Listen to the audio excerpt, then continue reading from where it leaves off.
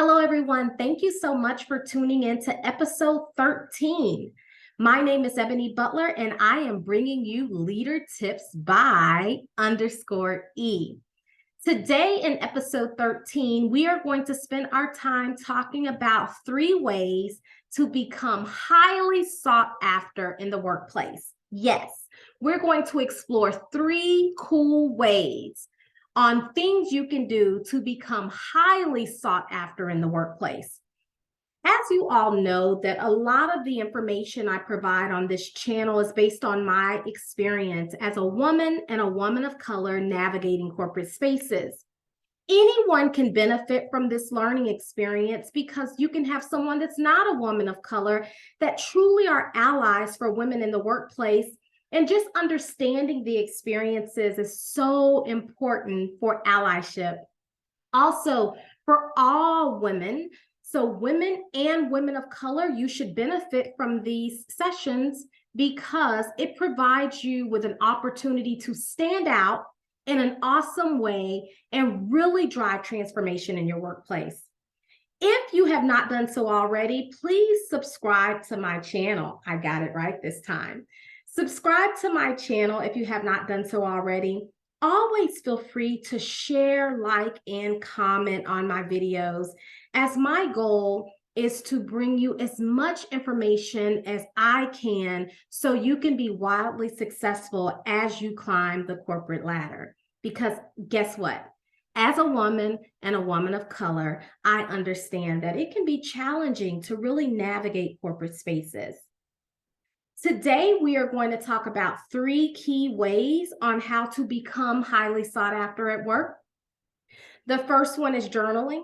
The second one is your brand. And the third one is your communication. We're going to take a deeper dive into the third one, which is communication. Because if you've been following my channel and if you just decide to go and look now, you will notice that I already have talked about the first one, which is journaling your success, and I'll hit on it.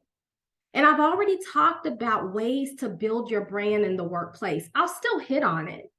And we're going to spend the bulk of our time today talking about communication. So number 1, journaling.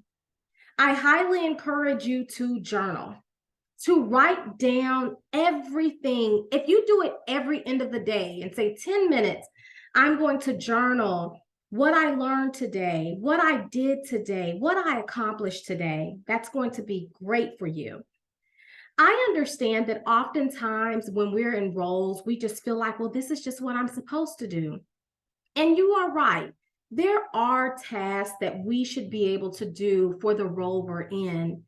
And we're not always supposed to, or not supposed to, we don't always have all the resources, all the tools to be successful and effective. And so what I would love for us to remember when it comes to journaling, journal small wins, big wins, humongous wins, okay wins. Also journal failures, times when things didn't go right, because we learned so much from those experiences. It is very, very important for us to start journaling so we can have a record of our wins and a record of our opportunities. All of those things help to develop a skill in you that has allowed you to be effective and successful, and that's where we're about to go. The second one is about building your brand and socializing your brand. We should have a brand, and you have a brand that's independent, or you should have a brand that's independent of your organization.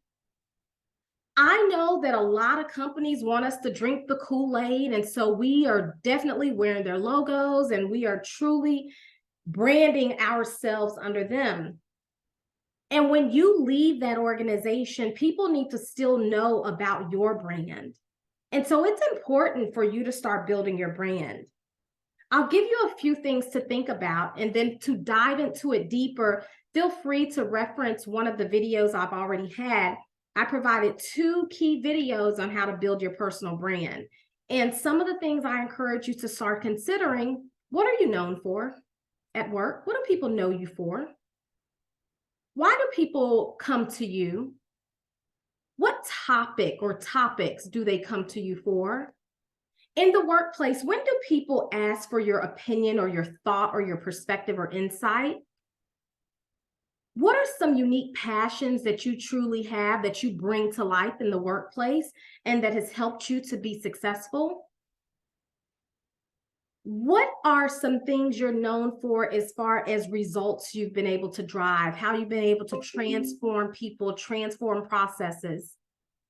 Think about those things, and that'll help you to start putting into your mind what is your brand. And then, of course, you'll be able to live up to that. The third one is about communication. When I think about, like, even my previous videos, I often talked about you want to make sure that you record your wins, you understand your failures, you understand what you learned and all of that. And one of the biggest pieces I also want to tap on there is communication, what to communicate, who to communicate it to, and when to communicate. And what I mean is that I feel as though, and I've observed as though, we have a unique opportunity to not only talk about our wins, we need to make sure we tie it down by talking about its impact. And you can even think of it as it's so what. For instance, I effectively led the diversity, equity, and inclusion team. So that's a win. I'm in the leadership role. And what's the so what? What is the impact? And first off, I didn't even give any specific behaviors on how I led. So let me back and let me give you this. I effectively led the diversity, equity, and inclusion team. We were able to roll out 3 employee resource groups effectively within 2 years. Okay, so I'm giving that behavior, I'm giving what happened, not just what I did, I'm giving the action. I need to now take it a step forward. And I need to talk about the so what. Okay, Ebony, so what that you were able to stand up 2 or 3 employee resource groups within 2 years? So what? The impact of that is that we are able to start retaining more of our awesome talent because they truly see and they feel like there's a sense of community that will help them to be included within the organization. I'm also seeing that a lot of our people coming in now as a result of the employee resource groups, they feel like they can truly show up and be their best selves. They also are starting to be innovative and more talkative in meetings, and we're just growing as a company overall. That's the impact. And so today, I encourage us to not just think about it when we're journaling. We journal what we did, what was the success, and we also need to journal, what was the impact? Now that we understand that the communication is about what is the impact, I now want to talk about who we communicate this to and what do we communicate. We have to be cognizant of understanding that different leaders and organizations care about different things. Yes, leaders and organizations don't have a keen focus on the same thing. While I understand we all have different objectives and our mission and all of that, I get that. And each leader in an organization is responsible for a certain piece of that will ultimately drive the biggest result and drive us toward performance. And so we have to think about, and I call it the peers method. Some of you that were probably in sales have heard of this before, but there are certain key things that each leader cares about. And think about peers, P-I-E-R-S,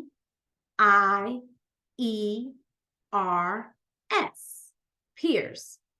Some leaders in organizations care about performance, productivity, processes.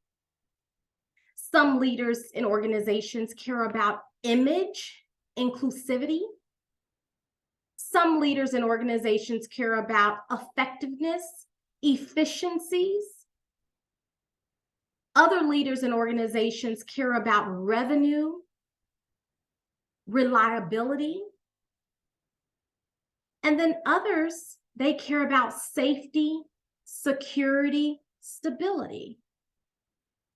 And so when you think about peers, depending upon who you're talking to, you want to perk their ear and they're going to say, we got to have Ebony in this room because you have helped them to understand your strength, your awesomeness, how it connects to their goal, and how it's going to drive their team to be successful. The thing here is that we want to make sure we say the right things to the right people to perk their ear so that when things are going on within the organization, they will think of you. Now, people are starting to talk about you and you are being sought after. For example, I lead a learning and development team. If I am talking to someone in HR, more than likely in HR, they care about branding, they care about image, which is the I of peers. They care about inclusivity, which is the I of peers. They care about some other stuff on peers, and I'm just going to go with that for the purpose of explaining this. And so when I am talking to them about how me and my team have been able to effectively deliver on new manager training, and we have seen that new managers are coming out and they're able to lead teams successfully quicker. And what does that do for you as an HR member? That allows you to be able to retain top talent. Because guess what? What we talk about in new manager training has enhanced the skill set in those new managers, and now they can lead through an inclusive lens. And so all of that is allowing us to be able to attract and retain top talent. That's what HR cares about.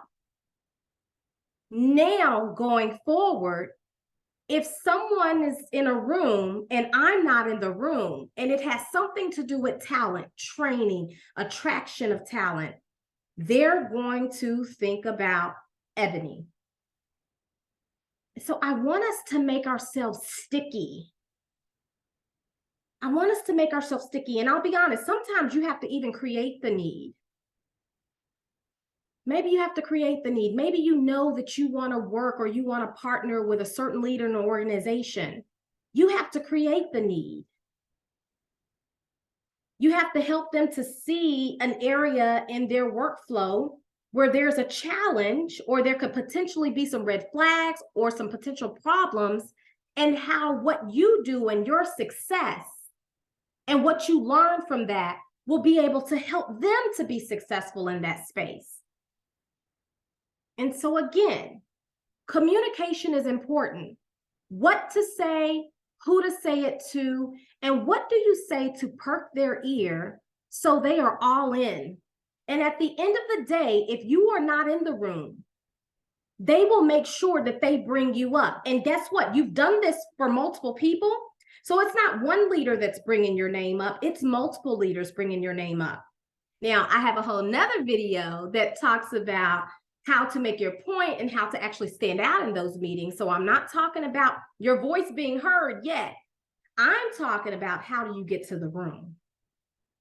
So again, today we have talked about 3 key ways that'll help you to be highly sought after in the workplace.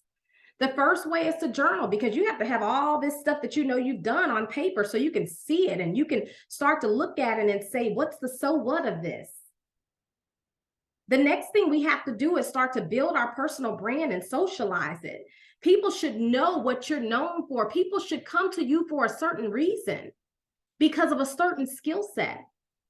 And the third reason, where we spent the bulk of our time, is around communication. How do you communicate? Who do you communicate with? And also, how do you perk their ears so they want you? Thank you for tuning into this video. Have a great day. Goodbye.